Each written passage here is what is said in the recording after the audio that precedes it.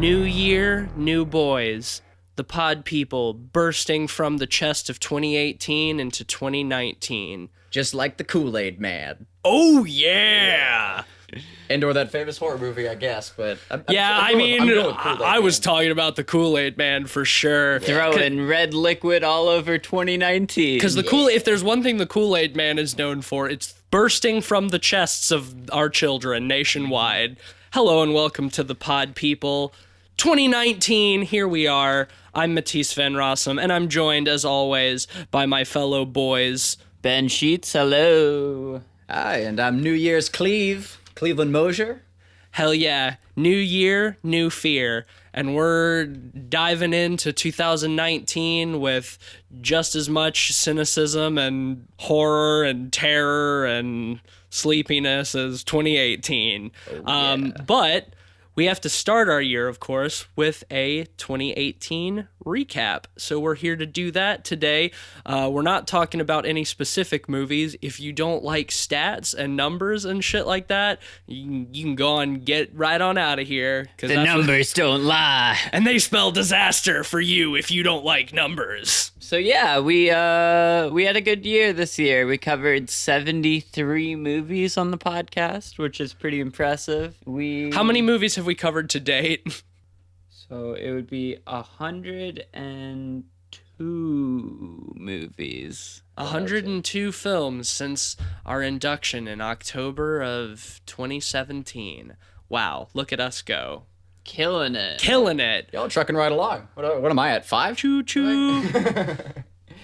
Well, you covered like 5 in the Saw episode, so... Right. Oh, shit, yeah, that's a good point. That was the first episode, so I guess, yeah. I can't believe that still, in our early episodes, we were covering 4 to 5 films per episode. I'm really glad. Fuck me, I'm so glad we stopped doing that. Yeah, so not quite sustainable. It was exhausting. I was spending like 22 hours editing each episode. Oh, jeez, yeah, I don't think I could have consistently been a guest if that was the case, for sure. Yeah, Jesus Christ. In that Let's Play Game episode, we recorded for 4.5 hours, and I spent 26 hours cutting that down to 2.5 hours, and that's still too much. Jeez. Thank God we moved away from that. Anyway, what's our next stat, Ben? All right, so let's go over our top 5 movies of the year.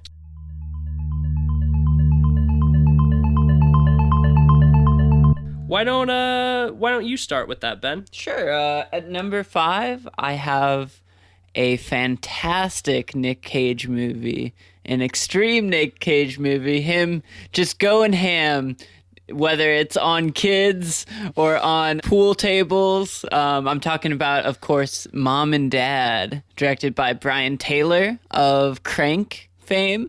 This movie was a fantastic ride and a whole lot of fun. It was our first mini pod. Cleveland will be jumping in at number 3 since he was late joining us as a regular on the show. That's later true. This year. Living under a rock means less films to be seen, but yes. We're bringing you out into the sunlight. So my number 5 spot for horror films in 2018 was A Quiet Place, written and directed by John Krasinski of The Office fame. Really unique, exciting, tense, spooky sci-fi horror thriller. I enjoyed it a lot, and I thought it was a really special theatrical experience as well. So, yeah, that's mine. My number 4 is A Quiet Place. Really high concept, fantastic movie. I really love the acting in it, and the use of sound is really cool. It's unlike any other horror movie I saw this year, and I thought it was just really well done. It gets a little silly at times, but man oh man is it tense. Okay, for my number 4 spot, I have Hereditary by Ari Aster. That was a film that Cleveland joined us on earlier in the year, shortly after we had moved to our new home in Durham. Hereditary is a fucking awesome, spooky, crazy, wild ride that I think deserves all the accolades it gets. So yeah, that's my number 4. My number 3 place was Upgrade. Upgrade was a fantastic action horror comedy movie. It was very funny. It had such a dry, deadpan, dark sense of humor that I loved. The action scenes were visceral and really kinetic. And the horror, especially in the third act, was really interesting to see unfold. All right, Cleve. Yeah, what was your number 3? The horror film of the year? same actually. I did end up putting Upgrade over Hereditary. I think the Hereditary is a better like crafted work as a film, but I honestly enjoyed Upgrade more if I had to choose between the two, which I do. I will add in that the soundtrack is freaking fantastic. Yeah. Beautiful score, really sets the tone well. For as scattered as this film is thematically, the tone is it feels cohesive, for as many jokes as there are, and for trading off with the visceral kills and the serious elements, the serious moments. It all works very, very well. It's in many ways what I wanted the new Venom movie to be. So I'm glad I still got that same feeling from a film this year. Yeah, that was a great film. Didn't make it into my top 5, but can still agree with all of that. My number 3 is Mom and Dad. I won't rehash what Ben said too much, but man, is that movie really fucking fun, really high energy, and gives me that sweet, sweet, crazy Nicolas Cage that I love so much. Okay, at number 2, I have Hereditary. I thought it was a fantastically tense movie, very dark but high energy at the same time. I was surprised how it escalated, and I thought Toni Collette did a fantastic job in it. And as well, the soundtrack, the score was so incredible by Colin Stetson. Fuck yeah. Cleve, what about you? My number 2 is coming close behind number 1, Mandy.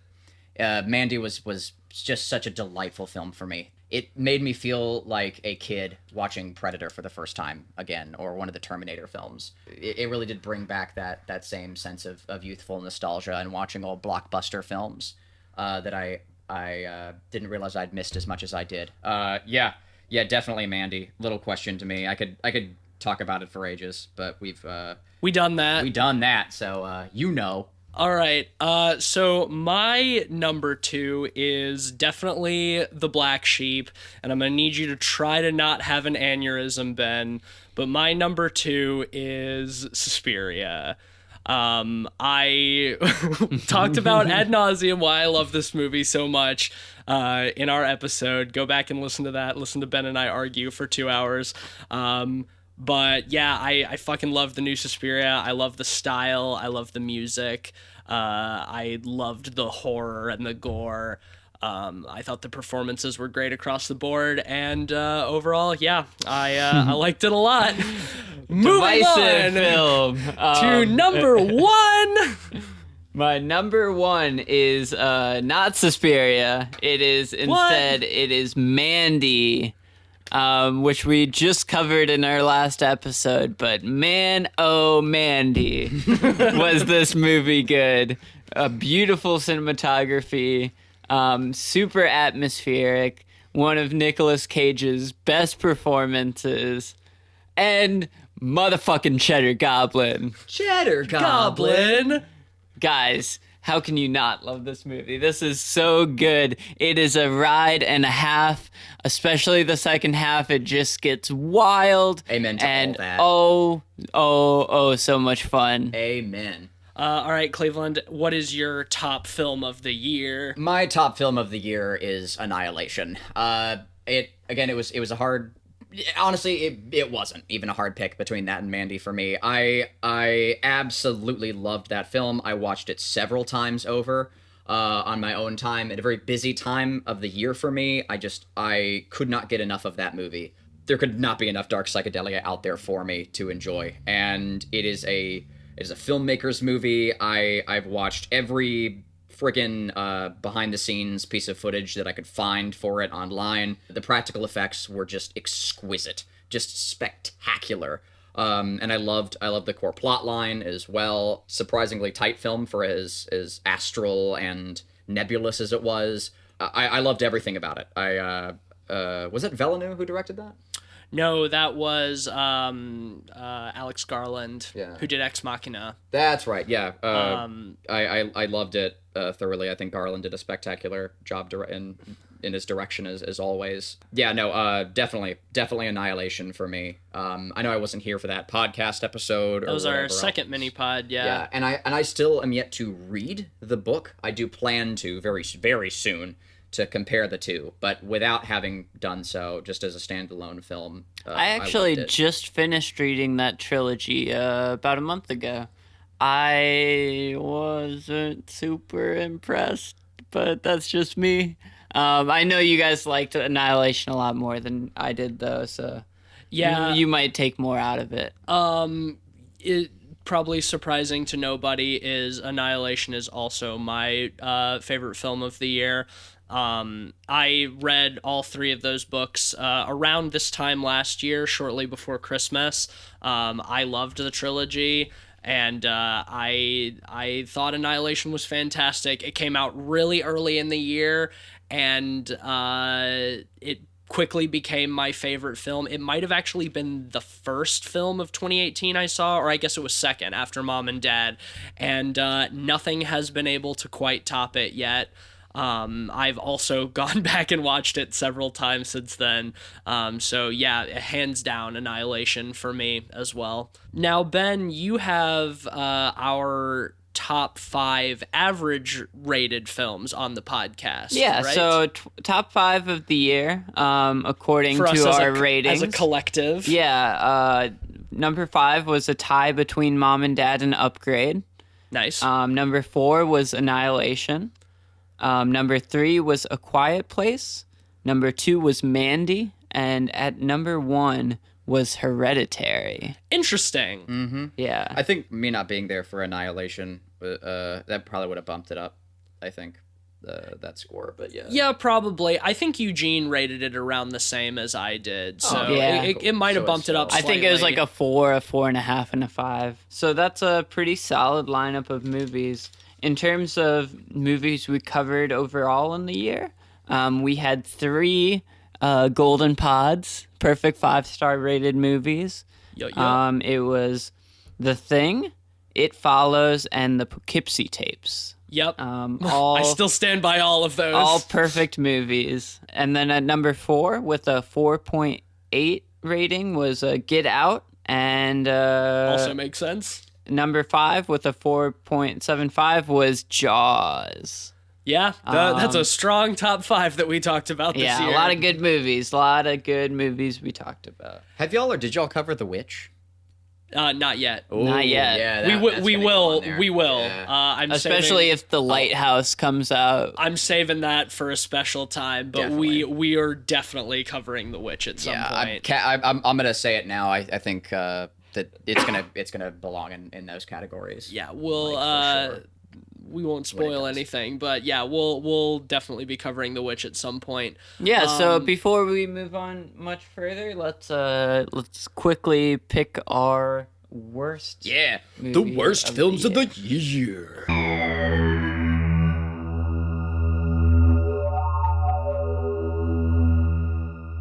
If you want to start, Matisse, I can do up. that. I think, Cleveland, you really only have one for this, right? You weren't with us for most of our shit of 2018. Yeah. So we'll let you do your worst film of the year with us. I'm gonna just say the name of the film and then give it no more airtime than it deserves. And I think that for any longtime or regular listeners, you already know what it is, and that's The Nun. And I have nothing else to say about that movie. We can move forward. Word.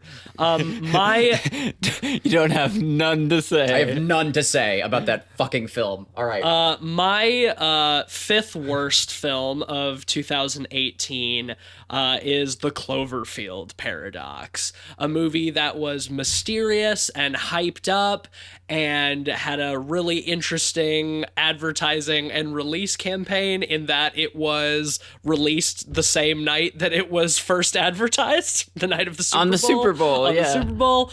I went into it with high expectations off of 10 Cloverfield Lane, hoping that we'd have another winner, and it was a stinker. Super convoluted, didn't make a whole lot of sense, overall boring. Just a not good movie. Well, my number 5 is one I kind of hesitate to put on the bottom 5, but I got to. The reason I say I hesitate is because the movie was a lot of fun, but it was very, very bad. And that movie is The Predator, the new Predator movie. It was a mess of a movie. It felt like it was sarcastically written. Trying to be as bad as it could to stop the series, but what a train wreck. Truly, it barely squeaked out of my bottom 5, so my fourth worst movie of the year is Insidious 4, appropriately, The Last Key, a movie that is totally boring and uninspired with a hilarious 15 minutes at the end that is not worth sitting through the rest of the movie to get to, unfortunately. I hope this franchise is finally dead, but I'm expecting nothing. Well, my number 4 was one that Cleveland just touched on, The Nun. Like The Predator, it was very funny in a bad way a lot of times, but it wasn't even as funny as The Predator, and it's not worth sitting through. Okay, and coming in my number 3 worst film is Winchester, a movie that I had no expectations for, and therefore I couldn't say that I was terribly disappointed because it was indeed garbage. Super boring, some really terrible CGI. I don't know how they got Helen Mirren for this movie. She must have owed somebody a favor. Stupid ghost story nonsense. Hated it. Yeah, it's funny because my number 3 is Winchester as well. Nice. It is very, very dry, very lazy. I will say the magic bullet was kind of funny. Was kind of funny. But the rest of the movie is not worth watching. Yeah, coming in for me at number 2 is a film that you guys have already both mentioned, The Nun. It's really dumb. I had a lot of fun watching it because of how stupid it was, but I couldn't even in good conscience give it like an ironic rating. It's probably funnier than any of the movies that I've mentioned so far, but it's definitely a worse film from a filmmaking standpoint. So yeah, The Nun, bringing in number 2. All right, and at number 2 for me, this might be contentious, I don't know, but this movie had a worldwide release in 2017 and a very limited festival run in 2017, but it got its wide release on Netflix in 2018, and that movie is Ravenous. Ravenous was a trash movie. I didn't even hear about it. It is It a sucks. very pretentious French zombie movie. French-Canadian zombie French Canadian, film. Yeah, no, even worse, arguably. Just like the character in The Nun. It is all about French Canadian zombies that build a giant pile of chairs. Yeah, Whoa, what? I don't even want to know. I put Ravenous in my 2017 list, but it was way down there for me as well. I'll second that. But coming in at by far, like by an enormous margin, the worst film of 2018 for me is the goddamn Slender Man. One of the most frustratingly confusing and stupid fucking movies I've seen in a really, really long time. Nothing redeemable about it. Not funny at all. Just absolute steaming dog shit. Cannot say enough bad things about the Slender Man. Well, it's the same for me. It's obviously my bottom movie of the year. This movie is a movie that came out about 5 years too late. I would say more like 8 years too late. If it should have come out at all. Especially after the Slender Man stabbings, this movie just felt kind of tasteless. Right. I will say what we said in our Slenderman episode, and that is if you want to watch a movie about the Slender Man that's better, much better, watch the HBO documentary about the Waukesha Slender Man stabbing called Beware the Slender Man. Really, really excellent documentary. Check that shit out. Don't watch the Slender Man. Did y'all touch on Marble Hornets any when you did that? When you did, We did, yes. A little bit. Okay, yes. a little bit. Yeah. We need to go back and check those out. I'm not gonna lie, y'all are kind of selling me on the Slender Man movie. Like, not even faking. Like, It's I kinda wanna not see it. even entertainment No. entertaining in a funny way is the thing. If you want to watch a good bad movie, watch The Predator. Right. I might catch some clips or something just so I can get a better sense of how bad that. It's your funeral, man.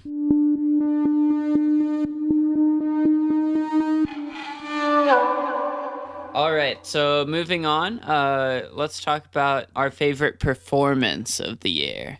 And this can be performances if you want to highlight any. Oh, I know mine. I've got several that I would highlight, so I think I'm just going to pick one just to save us the time. But you go first, Ben. My favorite was Nicolas Cage and Mandy. Yeah, same. Okay, mine too. Yeah, Universal. All right. Yeah, okay. Across the board, Nicolas Cage and Talk Mandy. about dedication to a performance. And almost entirely too, like the one scene with him in the bathroom. I I'll- think is what sells it. I'll honestly just extend it to Nicolas Cage in general, because we also got him in Mom and Dad, which was another one of my favorite performances of the year. So I'm just going to go ahead and say across the board, Nicolas Cage in horror movies 2018 is my favorite performance. What a dedicated character actor, man. Like, Right. No matter what movie he's in, he'll give it 130%. 100 million%. Yeah.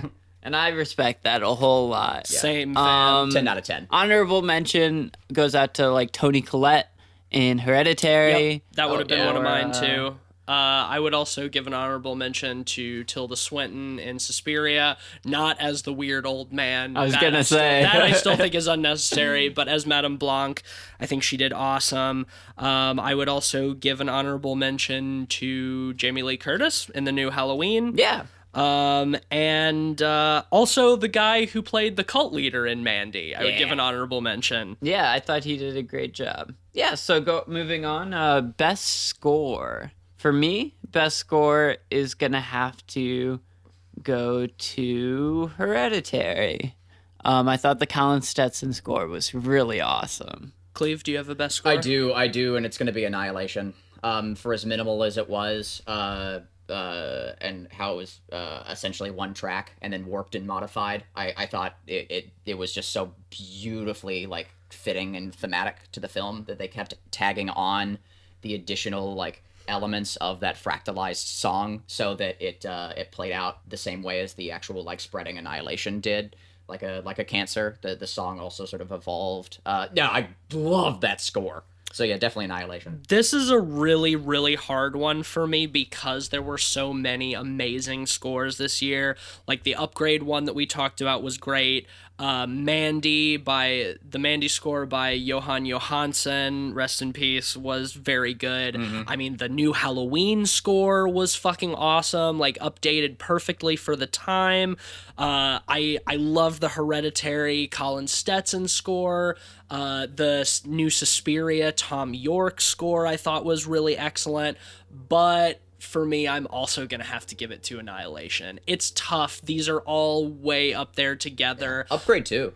Upgrade had an awesome Yeah, score. I mentioned Upgrade. But I agree with you completely, Cleveland. Like, the Annihilation score is so fucking good for how minimal it is and how weird it gets in the final 15 minutes. It's Such a ballsy choice to play that one guitar line over and over, and Yeah. it works so perfectly. It's such a great tension builder. I want to give a special honorable mention in this category to a movie that had more of a soundtrack than a score, but it was very corny in the most right of ways. And that movie is the Strangers movie, The Strangers Pray at Night. Oh, yeah, sure. It's particularly in the pool scene when it's playing like what was Total it? Eclipse of the Total Heart. Eclipse of the Heart. Yeah, While I they're thought that stabbing whole each other in scene the was pool. Yeah. incredible, and the soundtrack really made it what it is. So moving on, the last category I have written down here is best cinematography. Do you guys want to start? Yeah, I'll start this one. I have a feeling that Cleveland and I are going to be on the same page again. Yep. This is also a really tough one for me. Slightly less tough than the last one. I would probably put it between between Hereditary and Mandy, but just slightly above them is once again Annihilation. And only just like Mandy's cinematography is fucking incredible. amazing. Yeah, and I think Hereditary's is really high up there too for me.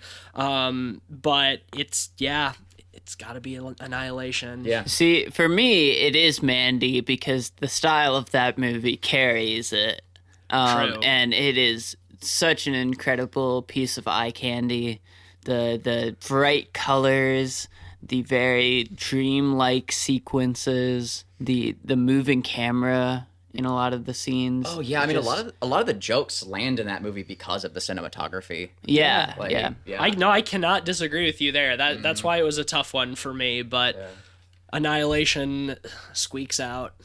All top. right. Yeah. Well, that just about covers 2018. The one last thing I wanted to talk about is at the end of 2017, we did a little bit of a prediction game. Time for those results.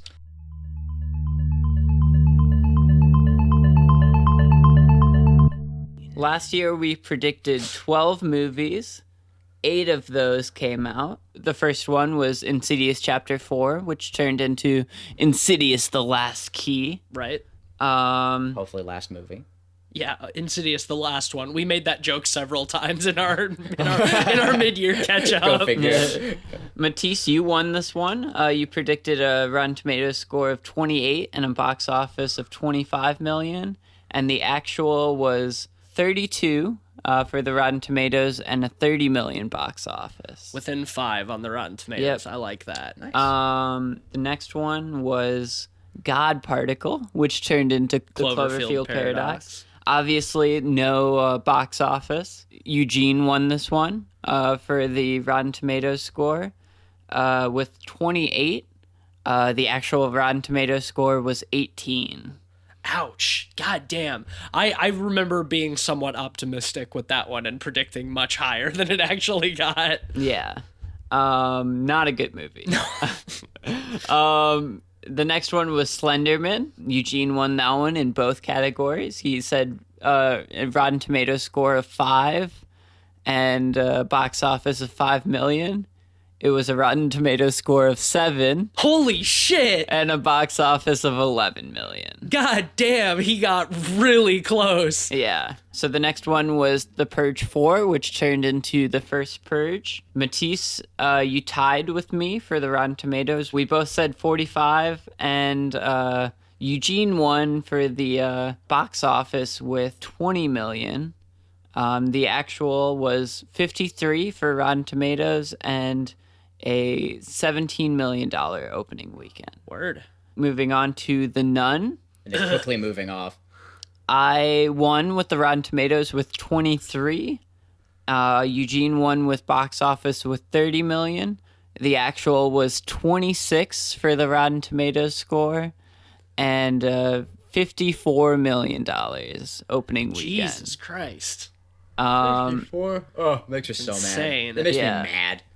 The next one was The Predator, which Matisse, you won on both accounts just because We were all so far off. you picked the lowest of the high. You said 76 and 60 million. The actual was 33 and 25 million. Yeah. Sad day. We predicted a lot higher for that one. It had everything going for it. It shouldn't have been as bad as it was. Yeah. The next one is Halloween. I won both of them. I said 76 and 80 million. It was 79 and 76 million. Nice, very close on both of Yeah, those. very close. And finally, The Strangers 2, Pray at Night. Matisse, you won the Rotten Tomatoes with 32, and I said 8 million, and I won that. It was 38 and $10 million. So yeah, it looks like Matisse, you won 6 of the 12. Eugene won 5, and I also won 5. Fuck So, yeah, squeaking out on top. Squeaking it out by one bet, you won. Okay. So you get to pick the final wrap-up movies of 2018. Yes, indeed, which we will be talking about next week on the show. So, looking at last year, for our final wrap-up, we talked about The Snowman, Amityville: The Awakening, and The Killing of a Sacred Deer, only one of which was actually worth the time. This year, I mean, are you saying Raisin Boy wasn't worth the time? Okay, Raisin Boy was a little bit worth the time. The Snowman was not. No. This year, I'm not going to go for such low-hanging fruit. I'm going to try to hopefully be kind to us and choose some films that I have been curious about and have also heard some good things about. So we will be talking about Apostle, the Netflix original, which I don't know much about. The Endless, which is a movie that I have heard a lot of good things about that I'm pretty excited to check out. And Summer of '84, which I have also heard is good, but is somewhat of a Stranger Things ripoff. So I'm curious on that one. So we will be checking those out, and you can catch our thoughts on those next week. Yeah, I really have no idea what to expect out of any of those. Me either. So I'm excited. Moving on.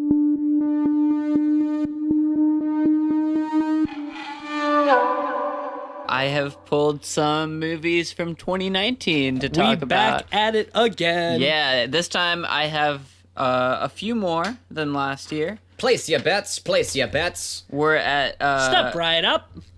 We're at 16 movies rather than 12. Well, I think it's fair because we can probably reasonably guess that 4 or 5 of these will probably not actually come out this year. Yeah. Just like last year. Yep. So let's roll through these puppet dogs. So the first one off is Glass, the new M. Night Shyamalan movie, sequel to Split and Unbreakable, kind of a crossover of the two. Yay, what I've always wanted. This trailer sure looks like a movie. It does look like That's something happening, that you could like call it or not. a film.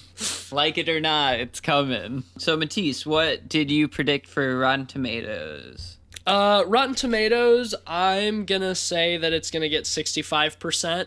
I don't particularly anticipate enjoying it myself, but Split did pretty well, and Unbreakable is a good film. So I'm thinking that just over half the critics are gonna like this one. All right, and then box office. Box office, I think it's gonna do 50 million opening weekend. It's coming out early in the year, but like I said, people really liked Split, and people really like Unbreakable, and I think that crossover is going to bring some folks out to the box office. Makes sense. Cleve? Okay, before I give any ratings, I do want to preface that I wrote these down 5 minutes before this podcast, and I me have too. no, Oh, yeah. yes, but also I have no real background or understanding of these things, so I gave it my best shots. But I think I'm going to come around okay because I did try to Price is Right these a little bit. So blindly, but we'll see. Anyway, I think the Rotten Tomato score is going to be about a 45. And I think that this movie is gonna bring in about 40 mil in the box office. All right. And then my rating, this is a fuck you January movie. Yeah. By every means. And it won't have a ton of genre competition because it's fuck you, it's January.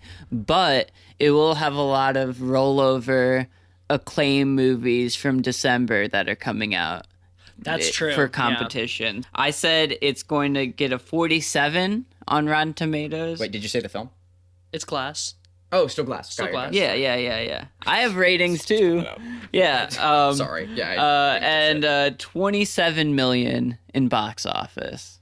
I All think right. it'll do okay, but those acclaimed movies are going to be tough competition. Truth. So the next one, coming out February 1st on Netflix.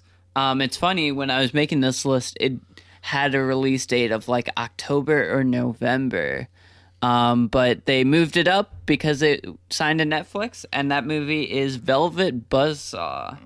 Which I have never heard of. This Same. movie is directed by Dan Gilroy, of Nightcrawler fame. Which I fucking love. One of my favorite movies of all time. Not a horror movie, but a fantastic, really fucking good movie. fantastic thriller. This movie is starring Jake Gyllenhaal, Toni Collette, John Malkovich, Natalia Dyer, Renee Russo, and Daveed Diggs. And it's about big money artists and mega collectors pay a high price when art collides with commerce. So it's got a hell of a cast. Yeah. it's got a hell of a cast. It'll be interesting seeing more about it because it's a thriller / horror movie, and I have no idea what to expect. And that's coming straight to Netflix, yeah? So Yes.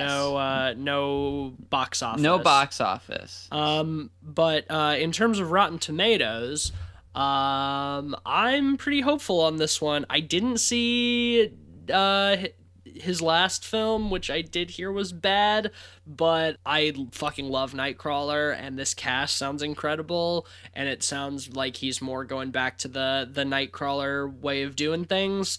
I'm gonna say that the Rotten Tomatoes is gonna be 85%. Just a random guess, I put down 91. 91. All right, Yeah. up there. And- Nightcrawler did very well critically, so I'm Yeah. thinking. Yeah. And funny enough, I also put 85. Okay. I think this movie is going to be interesting. Yeah, I'm actually looking forward to it quite a bit. Yeah, so coming out on Valentine's Day is Happy Death Day to You, the sequel to 2017's Happy Death Day. Which I wanted to see but never saw because it looked like schlocky fun. Yeah, well, we'll be seeing it very soon. Yes. Yeah, I don't think this is going to do too well in either the box office or with the critics. I think it's going to have like a soft opening weekend of like 20 mil, probably like 48% on Rotten Tomatoes. It looks like they're sort of going in the horror comedy genre this time. It looks a lot hokier than the first one did, although I can't say that from experience. So yeah, we'll see. What do you think for Happy Death Day to you, Cleve? I think I did wrong on this one, but I'm not changing it because I'm not a cheater. I put 8 mil. Like when you said it's gonna have a soft, really low opening of 20, I was like, oh, I've been doing this. I one. mean, 20 mil is still decent. But it's not great. Rotten Tomatoes of 50. And, All right, Okay. keeping it And close. considering the first one was a sleeper hit, and this one seems very comedic and entertaining, I think this might continue in the first one's footsteps of being kind of a sleeper. And I said 65 for Rotten Tomatoes and 23 million. Okay, keeping it pretty close. Yeah. So the next one been very under wraps, but it's coming out in March 1st, I believe. And this is the new Jordan Peele movie called Us. As far as I know, the only information we have about it is the poster. Yep, and it's starring the cast? Elizabeth Moss and Lupita Nyong'o. she's great. I'm super excited for this movie, even though I know nothing about it. I loved Get Out, and I cannot fucking wait to see what Jordan Peele does coming off of that. So I have high expectations. Get Out did very well and was critically very acclaimed as well. I think that this is going to have an opening weekend of 75 million. I think all those Get Out fans are going to go see it immediately. So I think it's going to do well opening weekend. And I'm giving it a strong 90 on Rotten Tomatoes, I think. I think it's going to be up there. I once again regretting my numbers. I should have put 40. Instead I put 30. But yeah. So, I guess that, and then 30 million for yeah. opening weekend. Yeah, but I think it'll be higher than that. I was thinking horror films. I didn't know like the logistics on that, but that makes good sense. Yeah, okay. So, well, I wrote 30, so I guess we're doing that. And then and then 85 for Rotten Tomatoes Tomatoes? score. Yeah, if not higher, I think. My personal scores I'm sure will be very high. Yeah, I think so too. And I hope this film does very well. I cannot say that enough. I hope that I'm lowballing that score. Yeah. Well, first my concern, my single concern is that they're, since they're kind of pulling back on marketing this film to keep it as secretive as possible, I'm concerned that might have an impact on its opening weekends, letting word get out and etc. But also it is Get Out, like it is, like the same British Get Out. So I'm sure they'll start doing some rapid fire marketing here in the next couple of months. Yeah.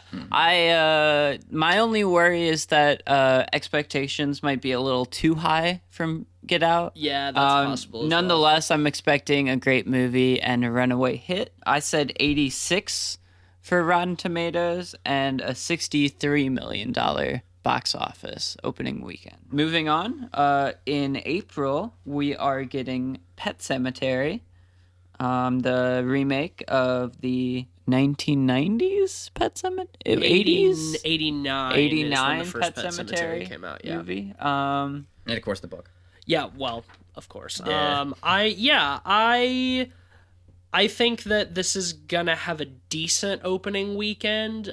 Stephen King fever has been building the last couple of years, which I think is gonna help this movie quite a bit.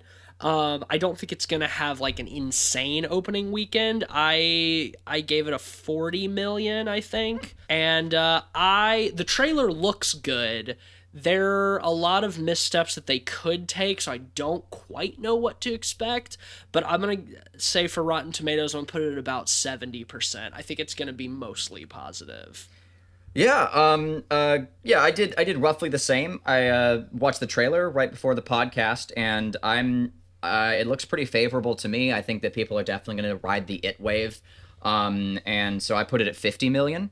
And Rotten Tomato score of, honestly, I went as high as 85. I think that expectations are going to be very high, and I think that they're mostly going to be met in the right ways for critics generally. So I'm going quite high on both. Word? All right, that was 50 million? Yes, 50 million. Yeah, 85 well, Rotten Tomatoes. I had the most minimized expectations for this. It looks like a good movie, but I'm keeping my expectations low. I've seen multiple Stephen King movies in the past fail, so that worries me. Plenty. So I think the trailers look good, but I'm keeping my expectations reasonable. I said 66 for Rotten Tomatoes and 38 million at the box office. Next is the new Hellboy. This was one of my most wild guess picks because I know nothing about this movie other than David Harbour from Stranger Things is playing Hellboy now, and I think he's a good fit for that. Yeah. But that's literally all I know. I don't know who's directing this. I don't know shit. Well, sidebar, do you want to know that and change your prediction? Because I have it here. Yeah, go ahead. It's directed by Neil Marshall. Weird. The Descent? The Descent Descent. fame Oh, and yeah. Dog Soldiers and Doomsday. And it's starring David Harbour and Mila Jovovich. Interesting. Weird. Interesting. You know what? I'm not gonna change my predictions. But the fact that Neil Marshall is directing it is Weird. Is weird, Weirds but me also favorable to me. I said opening weekend. I think it's gonna do well. It's a comic book movie. People like Hellboy. I like Hellboy. I also like Hellboy, but I mostly go off of the Guillermo del Toro movies. I never read any of the comics, but I'm gonna say that it's gonna do a decent 55 million opening weekend. Yeah. And I think it's gonna have generally favorable review on Rotten Tomatoes, but I'm not gonna go too high. I'm gonna say 72%. Nice. Yeah, my Rotten Tomatoes was 70. So just under that. I hope it's higher, of course. And I I went pretty high on it because I think that the demographic is similar enough to Stranger Things, and that David Arbor will really, I think, assist in marketing that in its opening weekend sales. Tonally, it's pretty similar to Stranger Things as well, and of course, Stranger Things did extremely well. So I'm going to go quite high on this one. I'm really intrigued by the director of that, because and I'm hoping it kind of pushes for an even darker tone than the Del Toro movies. That's sort of the vibe I'm getting off of that, which has me looking forward to it pretty greatly. I mean, I love the Del Toro films for sure, Yeah, but same. I'm happy to see a new rendition of it. So yeah, 70 million box office, 70 Rotten Tomatoes. All right. All right. And then I am a little more tentative. Neil Marshall, while The Descent is fantastic, the last couple movies he's done, like Doomsday and stuff like that, were just not for me. I said it would get a 59 on Rotten Tomatoes, kind of more divisive, but it would do well at the box office with 61 million. Word. All right, What's so next? moving on to The Curse of La Llorona. Which I don't know if we're going to cover Yeah, on the podcast. I don't know. I'm voting no. We're gonna Hard have no to from see. me. It looks terrible. I think if anything, it'll probably end up on our mid-year catch-up. that's possible. Yeah. I think they fit like 9 jump scares in one trailer. I've seen really that don't. trailer so many goddamn times, and I'm not gonna go out of my way to go see this when it comes out. It gave me none flashbacks. I am a strong no. Yeah, it's a James Wan produced thing, so it's got those nun vibes for sure. I just don't. don't. I think that this is gonna do bad. I think it'll have a little bit of the Conjuring verse audience, but I think it's probably not gonna do well opening weekend. I said 18 million box office, get a little bit, but not a whole lot.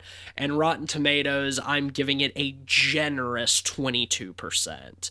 It will probably be lower than that. Well, I got my Rotten Tomatoes very wrong, I think. And I, once again, too late to change. We cannot go fine. back. The way is shut. I put 50 on it, and I think that I'm very wrong. But fuck it. Let's just throw it in there anyway. Yeah. Let's have a wild card in there. Yeah, if it's a sleeper hit. Yeah, if who it turns knows? out to be good, you'll almost certainly win that one. Now, if that wasn't the case, I'd probably give it like a 2. But I know that I almost certainly will. But honestly, I think considering as well as The Nun did, box office wise, and this film also has like a sort of a Catholic vibe to it. There's I think it's going to be, it's definitely like marketed towards like the Hispanic demographic. And the trailer really sells the jump scares, and Yeah. a lot of people are in for that. I think it's going Yeah. to do 25 mil at the opening box office.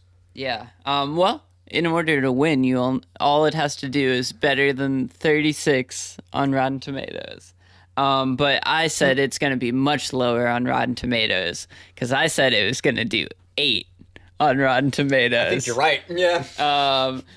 But I do think it's going to do decently at the box office because Blumhouse always does Yeah. well at the box office. I think it's going to do 34 mil. Yeah, at they've the got that box cash for office. marketing. They're going to put that out there. Yeah, And that trailer. They're is already much doing that hit. trailers for this movie, which is coming out in like April. It looks They like are gonna dog push shit. it hard. It looks so bad. Because, like, if they really didn't have confidence in it, it would probably be coming out in January. That's true. They're not releasing it in fuck you, it's January. All right, what's next, Ben? Next movie is the new Grudge movie, directed by the guy who did The Eyes of My Mother. Which I did not realize. Well, maybe I did. sure This one was one that we made predictions for last year. It was supposed to come out in 2018 and didn't.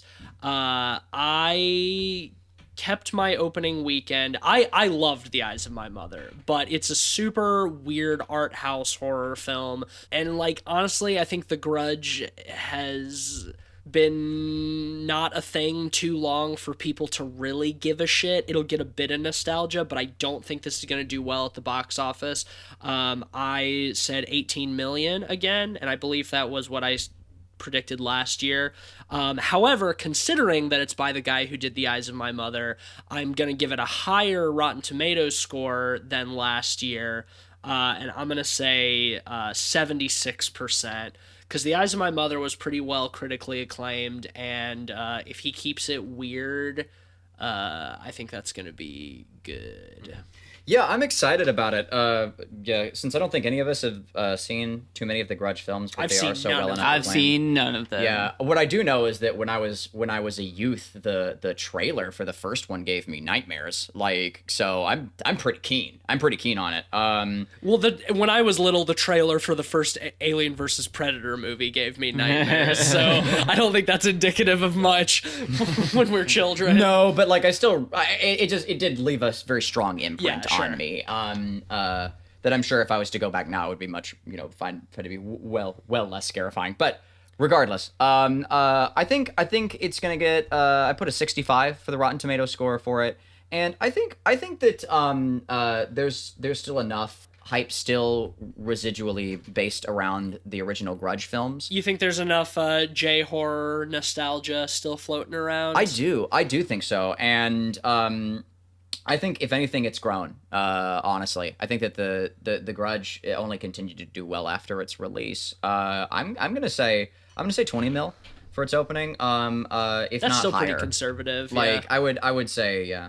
See, I'm gonna play devil's advocate here, and the last J-horror remake we got was the new Ring movie a year or two ago. Oh, yeah, that's which right. was god awful, and it bombed at the Didn't box see it. office. Oh, I forgot about it. Yeah. So I said 50 for Rotten Tomatoes, right down the middle, divisive movie, and 21 million at the box office. I think it'll do okay. Well, I think if this movie does indeed come out this year, we'll have to do an episode on Ju-on, the original Japanese one, then the American remake, please. and this one. Yep. We'll have to do an episode of all three. Absolutely. yeah, I've All always right, wanted to see the original. moving on, Next movie is the new Child's Play. which I did not even realize was happening. We got I remember hearing earlier, a couple weeks ago, about Don Mancini, the guy who did the originals, being pissed off about it, actually. So I'm not sure. yeah, my expectations for this are not super high. There have been a lot of Child's Play movies over the years, or Chucky movies, whatever. And I don't think anybody really gives a shit anymore. I certainly don't. So I think it will get a little bit of that nostalgia at the box office. So I think it's going to do about 25 mil opening weekend at the box office. I'm not expecting the reception to be super favorable. I put it at 55% on Rotten Tomatoes, right about down the middle. I just don't know enough about who's working on this movie to say one way or another. So I'm doing a safe middle of the road estimate. What was the box office? 25 million. Ditto to most of that. I think it does have a bit of star power going for it with Aubrey Plaza. with Yeah. Aubrey Plaza in it. I think And the guy from Atlanta. Yeah. Paperboy, yeah, plays Paperboy, Paperboy, all which is- about that Paperboy. I love him. Yeah, he's fantastic. great. And that'll help sell it. But even considering, yeah. I love both of those actors, and I honestly still have zero interest in this film as Yeah. well. And I think that I could probably say that for the majority of our demographic. Yeah. I'm gonna say 40 at the box office, or sorry, 40 40 on Rotten Tomatoes, and just 11 at the box office. I'm giving it pretty Damn, low. all right. Yeah. All right. Well, I disagree with you guys because I actually like these movies. I think the biggest reason of contention is it's a reboot where just like this year, last year, they made another sequel. Right. So they're going that's what I'm saying. I like straight these from- movies too, but They're going straight from sequel to reboot, which I think is kind of good for the series in a way. I think the first one is kind of a sleeper hit, and I think this one might be a sleeper as well, especially with the cast. I am fairly excited for it. I said it's going to do a 63 on Rotten Tomatoes, and 29 million at the box office. All right. Yeah, I've never seen any of the Chucky movies. The They first are one great. is Really? awesome. They are actually great, and the never drawn sequels. me. The sequels are actually a lot of fun as well. The premise has just never really intrigued me, but I'd be willing to change my mind for you guys. Oh, I think the premise You is know, great because to- it's to try 'em out. fucking Grima Wormtongue gets killed and his evil spirit gets transported into the body of a doll and he kills people. I think that's a great Yeah, premise. the killer's name in the original Child's Play is Charles Lee Ray, as in Lee Harvey Oswald, Oh, I see what they did. Yeah, and then Ray as the Yeah, Reagan Charles shooter. Manson. I tend to like it when they do that and they It's sort of just combine corny names. as hell, and I love it. Brad Dourif is awesome. Yeah, but Brad Dourif we'll is we'll great. do Child's Play at some point, Absolutely. definitely. What's next? The next one is one I don't know if we'll cover on the podcast, but we bet on it anyways. That is 47 meters down, the next chapter. I'm changing this for you. Or I guess you could say Before we say 40, anything. 48 meters It's not a down. big change. It's just fine. Yeah, Ben and I watched the first 47 meters down a few months ago. It was directed by the same guy who did The Strangers Pray at Night, so we were curious about whether it was any fun, and we decided that it was too boring to even talk about on the podcast. So we did not. My expectations for this movie are 50 meters down, rock fucking bottom. It'll do maybe 12 million at the box office, maybe. And that Rotten Tomato score is gonna be a 10%. It's gonna be shit. All I have to add to that is I'm doing my numbers comedically, but I still stand by them, and that is I think it's gonna just like the film. I think that it's gonna do 4 million in the box office and 7 on Rotten Tomatoes, just to get that 47 down in there. I don't even think that you're gonna be that far off though. No, that's the thing. I hope it's dead on. That would just be like a stars aligning That'd be scenario. awesome. Well, Tease, I picked 12 million as well Okay. for box office, but I said it's going to do 26 Wow, that's on generous. Rotten Tomatoes. Just because I think the first one got rated decently, even though we hated it. Yeah, but this Um, is a sequel. Yeah, and the We first shall one see. kind of wrapped itself up pretty. We shall sequel. Yeah, Precisely. or actually not, because my vote is to not see it if the first one's really bad, and I don't want to. All I'll say is that if we do cover this movie, we're not also covering the first one. I have no interest in watching that again. In that case, I think it's a bad idea. if we cover this one, it'll be a standalone. I don't think anybody will give a shit either. But let's move on. Yeah, so next movie is The New Mutants. This is an X-Men horror movie. Yeah. Which premise-wise is very intriguing to me. I suffer from Marvel fatigue, just like most of us, or a lot of us at this point. Talked about that plenty on the show. But the trailer looks intriguing. It doesn't reveal a whole lot, but I kind of like the idea of a comic book horror movie that's not Spawn. And I think this is going to do well opening weekend at the box office. It's a comic book movie that will bring the nerds out in droves. I'm going to say that it's going to do 80 million opening weekend. It won't do as well as like the Avengers or stuff like that, but that's just because it's a horror movie and that will scare away some of that crowd. I think it'll probably also do pretty well critically, whether I enjoy it or not. I'm gonna guess an 83% on Rotten Tomatoes. What was the box office? 80 million? I have the highest hope, or I have the best wishes for this film, conceptually. I think, yeah, to reiterate, the more R-rated hero films, or whether it be Marvel or DC, the better. Again, I was just really hoping that with Venom. I want to see more of that. Deadpool has proven it works. Like it's a functioning system. that there Deadpool is an audience for it. and Logan. And Logan, yeah, they both proved that, and I think it's a safe choice to do another dark film with New Mutants.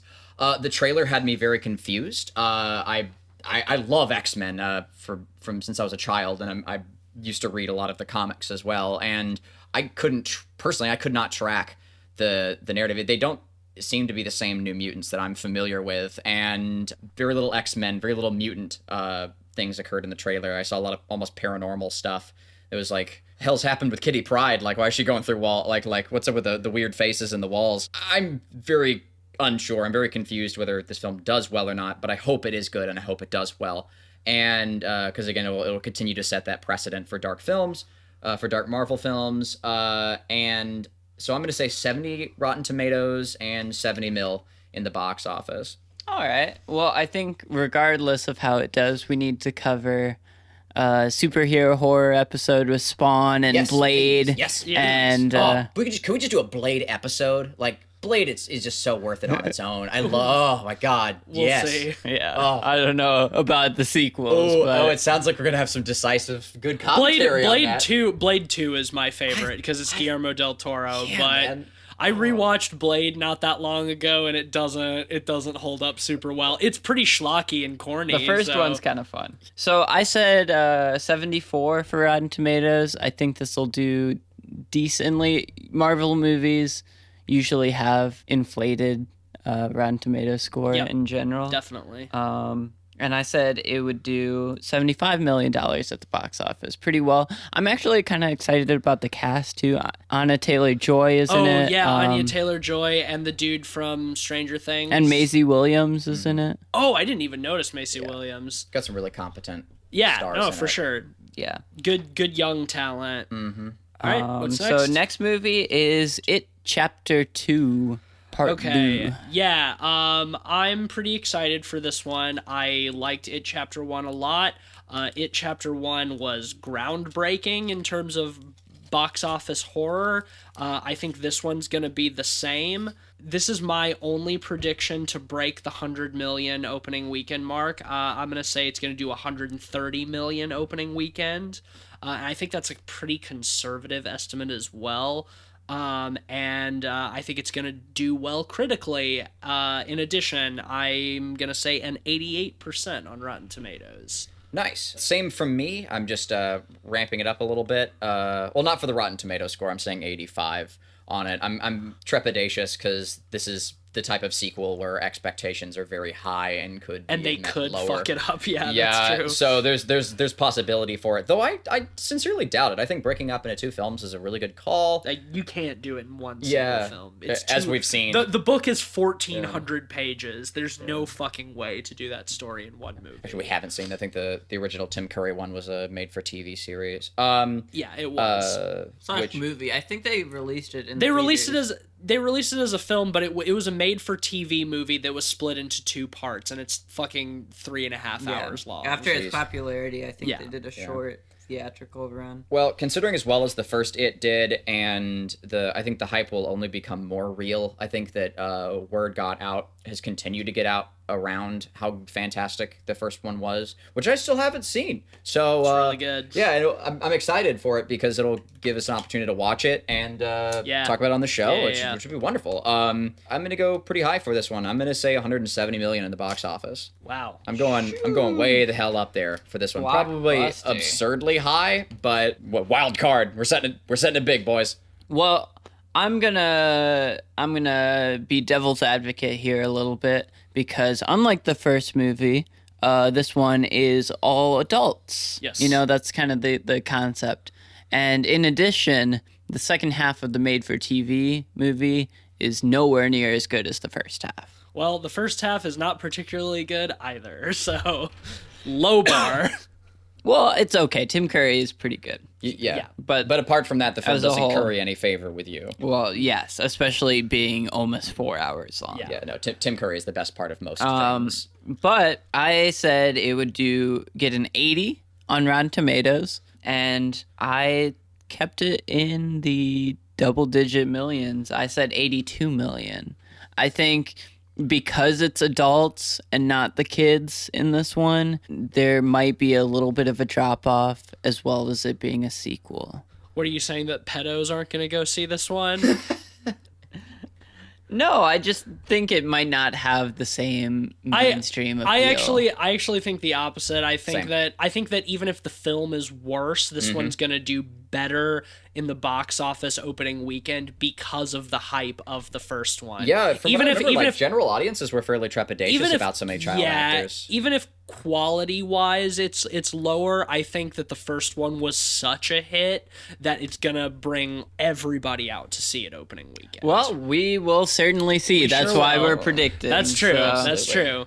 Zombieland 2 is the next movie. Which is So a film weird. that I can't believe that they're still making, and that is actually In like a decade. yeah, it's been way too long. Although it's tough for me to say because the first Zombieland is a great movie and a lot of people really love it, and I think that nostalgia is going to come back hard as soon as a trailer for Zombieland 2 drops, especially because it has the entire original cast returning and the original director. So I think it's gonna do well, both box office and critically, whether I like it or not.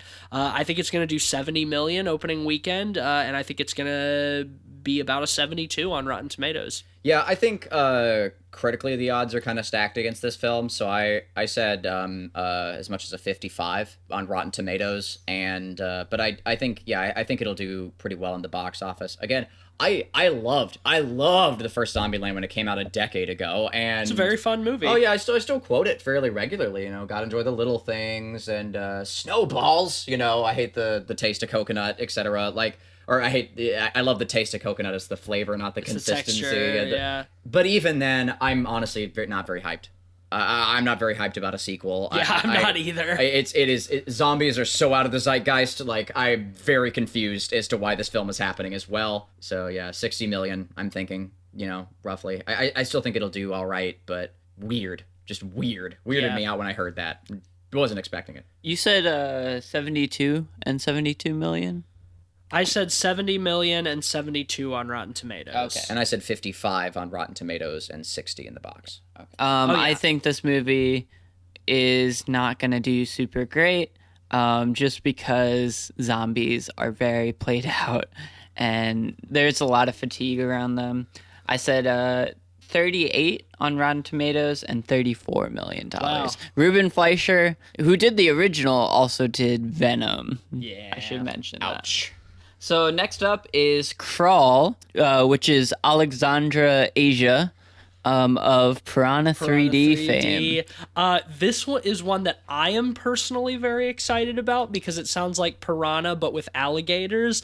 I don't think this is gonna do well at all. Yeah, so I'm in either. I'm very excited about it because I love Piranha 3D. The premise is a young woman, while attempting to save her friend during her father during a Category 5 earthquake, finds herself trapped in a flooding house and must fight for her life against alligators. Yeah, that sounds awesome. I'm so on board. If it's Alexander Asia, I'm expecting the same fun, campy gore.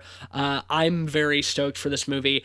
I think that it will be lucky if it does 20 million in the box office, and I don't know. It might be a cult hit at some point. I'm gonna put it right down the middle at 50 on Rotten Tomatoes. I think people who liked Piranha 3D will probably enjoy this, and vice versa. And it's very split. That was 20 million? 20 million at the box office, 50% on Rotten Tomatoes. Word. Yeah, growing up watching a lot of adventure films, I love nothing more than seeing the bad guy get devoured by crocodiles, and I don't think there's enough crocodiles in any genre of film, whether it be romance films, action, horror, you name it, always more crocodiles from me. Agreed. So I'm very excited about this movie, even if it's a crappy, Piranha 3D kind of style film. Which I didn't see, but it's awesome. Yeah. It's so much fun. You would love it. Yeah. I guarantee it. Well, in that case, I'm pretty keen. I'm pretty keen for this film. But again, as T said, I don't think it's gonna do very well. 45 Rotten Tomatoes, and I went as low as 9 million in the box office. Your prediction is probably more realistic than mine was, honestly. Yeah, I think for the box office, it could very easily get that low. I said it's going to do much better. I think it could do up to $41 million. Whoa! I think Wow. an action horror hit like that can bring in the people. I mean, ultimately, it depends on how wide of a release it gets. And how budgeted it is. I haven't seen any trailers or anything for it. Well, it's coming out near the end of this year, yeah. So it's going to be a little while. But I said it's going to get a 39 on Rotten Tomatoes. I don't think it's going to get super well received, but it's going to do decently at the box office. So 2 more. We have The Lighthouse, which is the new Robert Eggers movie. Yes. The guy who did The Witch. I am extremely stoked about this movie. You Yeah. said this one has Robert Pattinson and Willem Dafoe Yep, as it's the about- leads. The story of an aging lighthouse keeper named Old who lives in early 20th century Maine. So here for it. I'm so here for it. Yeah, it's got Lovecraft written all over it. I fucking I love The Witch. I'm glad he's doing another period piece because he's proven that he can do that shit super well. the best. Yeah, literally the best I've ever Just seen. of period piece films. I think you're right, Cleveland, that this has Lovecraft written all over it. This gives me a Shadow over Innsmouth vibe, Yeah. hardcore. So I am really excited. I don't think it's going to do well at the box office. The Witch did not. The Witch got an extremely limited release. It has become widely lauded, but I think this is going to do pretty low at the box office. I'm going to say 22 million, but I think it's going to, like The Witch, be very critically acclaimed. I'm saying a 92% on Rotten Tomatoes. Yeah. Oh my God, did I write the wrong number down for its box office? Oh my God. Okay, so for the Rotten Tomatoes, I put an 87. I'm hoping it's higher than that. Even I think I'm going low for an 87. Honestly, The Witch did quite well to my memory, and I think it's continued to have to gain renown. Oh yeah, yeah. And so I think I'm thinking that this will be well networked as a film, which is why I think my number's entirely wrong that I wrote down 5 minutes a little while ago now. I don't know why I wrote that number down. I wrote 6, and that's wrong. That's 6 not million? correct. Yeah,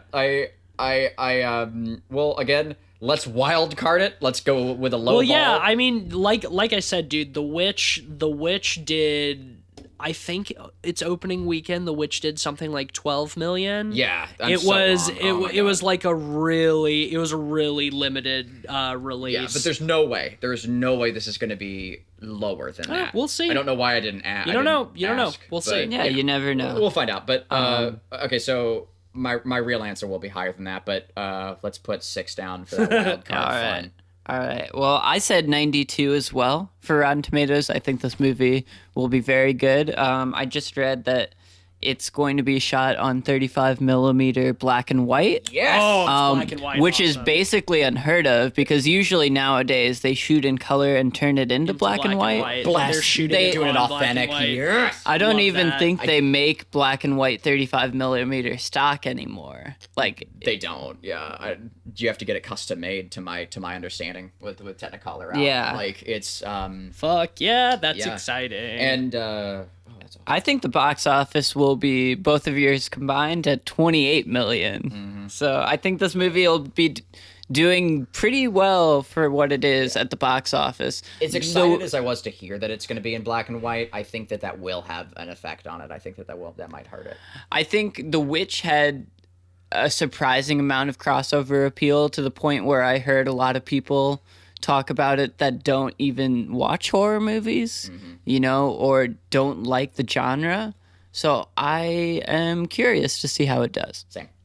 And for our last movie, it is 3 from Hell, the conclusion of the House of a Thousand Corpses, Devil's Rejects trilogy. Now, of course, I had to ask, does this have anything to do with From Hell? And the answer is no. This has No. nothing to do with From Hell. We mentioned this film briefly on our Rob Zombie episode several months ago when it was announced. I have pretty low expectations for this, not super low. I liked The Devil's Rejects and I enjoyed House of a Thousand Corpses for what it was, but Devil's Rejects came out in like 2003. So this movie's about 15 years too late. Sid Haig is like 80. I don't know how this is gonna go.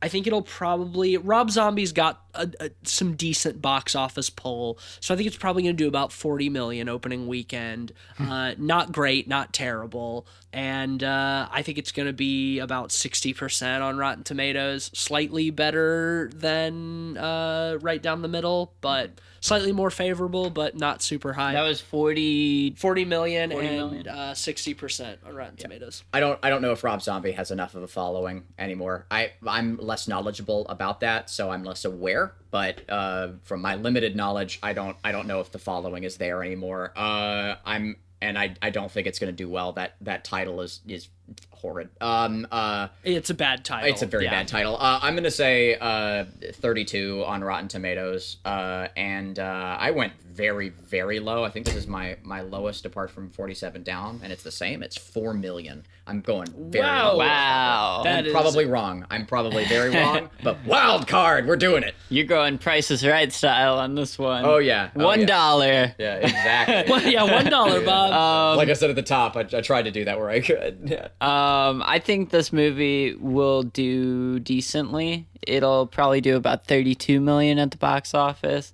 and I think critically, it'll do similarly to Devil's Rejects in a lot of ways, where it'll be pretty widely panned, but there'll be a pretty good amount of critics that appreciate the deep cut film stuff and the 70s exploitation references. So I said 46 on Rotten Tomatoes. All right. So yeah, we got all those set in, and we'll see next year how that all pans out. Yeah, we got a whole year to get through. Hopefully we'll still be around by then. But that'll bring us to the end of our 2018 wrap-up episode. You can join us next week where we will discuss the 3 films I mentioned earlier and sort of saying goodbye to 2018 for now. We'll be talking about Apostle, The Endless, and Summer of '84. So get with us next week for that shit. If you like the show and you want us to continue on into 2020, Which you better, please do. yeah, please leave us a positive rating and review on Apple Podcasts or wherever else you get your podcasts. Or just send us money. Like it. That's Well, cool too. Just send us like bags of cash. I mean, yeah, you could. I wouldn't Yeah. say no to that, but I would really just prefer the nice words and the nice ratings.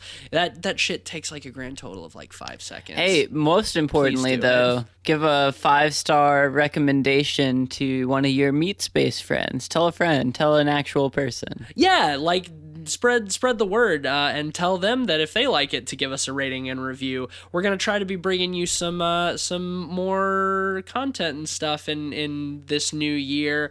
We're thinking about maybe doing some Twitch streaming at some point. Yeah. Both video games and movies and maybe the Oscars. We might do a live stream of the Oscars this year. So yeah, just if you want us to keep doing our thing, leave us those reviews. You can also follow us on Twitter at PodPeoplePod, where we'll be posting those kinds of updates about new stuff that we're doing. This episode today brought to you by Letterboxd unofficially, where we pulled all of our lists and ratings from. Follow us on Letterboxd if you have an account at letterboxd.com/podpeoplepod. There you'll see all of the stats that we gave you here, the lists of all the movies we've talked about on the show with our average ratings, links to the episodes. You're right. This show was brought to you by Letterbox. Letterbox. Do you have too many letters? Do you not have anywhere to put them? Well, fear not. With Letterbox, you can put those letters in our box. Letterbox. Thanks, Letterbox. And thanks, Letterboxd. Not to be confused with Letterbox. But yeah, Like I was. follow us on there. And like I said, we're not sponsored by Letterboxd, but But we are sponsored by Letterboxd. if you are a film lover, I would recommend getting a Letterboxd account. It's a really great way for you to track the films you watch and share your thoughts with other people. You can write reviews and all that shit. And it's all, they have a mobile app. It's all in a really nice, sleek design. Can't recommend those guys enough. So support them and support us. But you can follow me on Twitter at Mr. Van Awesome. And I'm at Mr. Sheets. And I'm sometimes at Light Arc Studios, where we tweet updates on our game that will soon be coming out. Our demo will be coming out, anyway. Yeah, at Light Arc Studios. But primarily you can find me on my art station as well, for fun arts and crafts. Should we pimp the Discord? I can throw a link in the description to the Oh Discord. yeah, throw a link to our Light Arc Studios, or rather, It Stares Back Discord.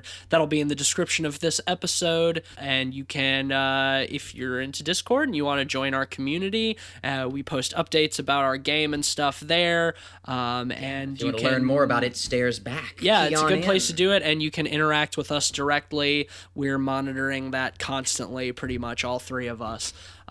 So yeah, if you're into video games, yeah, click on that link below. Or just into horror in general. We can always use more outside opinions. So True. All are welcome. All right, well, happy new year and happy new fear to you all. Check back with us next week when we put 2018 to rest. And until next time, hopefully 2019's better than 2018. Let's suplex 2019, bitch. Get 'em.